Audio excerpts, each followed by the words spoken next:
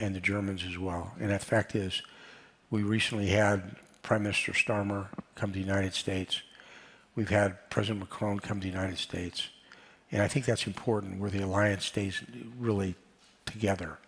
And I think that sends a very clear message to everybody. And I think it's important.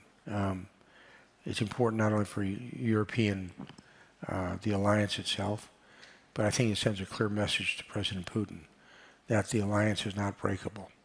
It's an unbreakable alliance. We're going to be around, a week from Tuesday. We're not going to go anywhere. And I think that's a critical message that needs to be sent. And it's just not to Russia, but to the entire globe as well.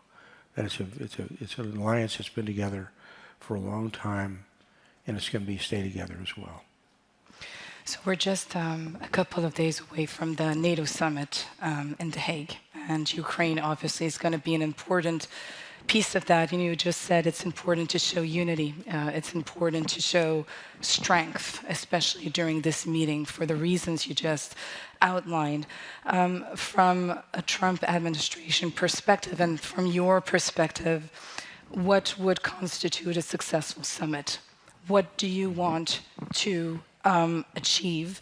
And then as we look forward beyond the summit, how do you see the future of U.S. involvement in European security affairs?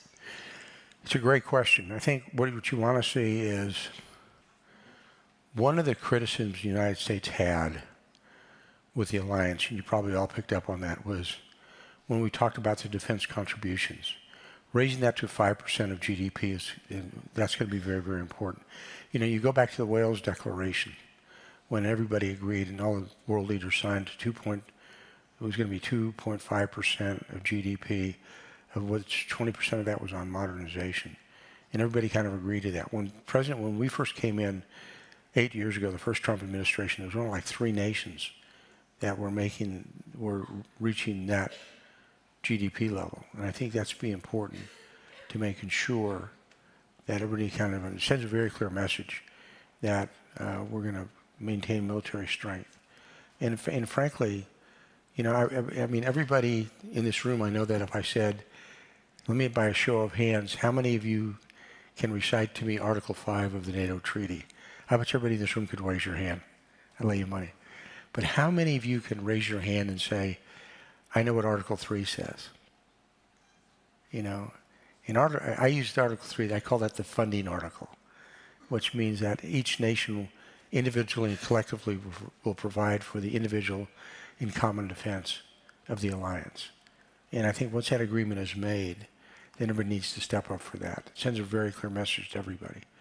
And I know with President Trump, that was one of his concerns early on. If you're an alliance, you're all part of the alliance. And everybody pulls together on that. And so success would be coming out of here with a pretty well-defined what the defense contributions are going to be. But the second is, where does everybody want to be with Ukraine? What does this look like for NATO and the membership of NATO and working with Ukraine and working with, bringing Russia back into the state of stable nations? What's that going to look like? What's that going to be? And I'm not sure we're there yet. Well, what I suggest is that we continue the conversation by broadening the panel and welcoming our other panelists to the stage. Thank you, General, for sharing your thoughts. Stay with us so we can continue the conversation. Yeah. Thank you all very much. Thank you. Thank you. Thank you. Thank you. Thank you. Thank you. Okay. Ils sont déjà devant.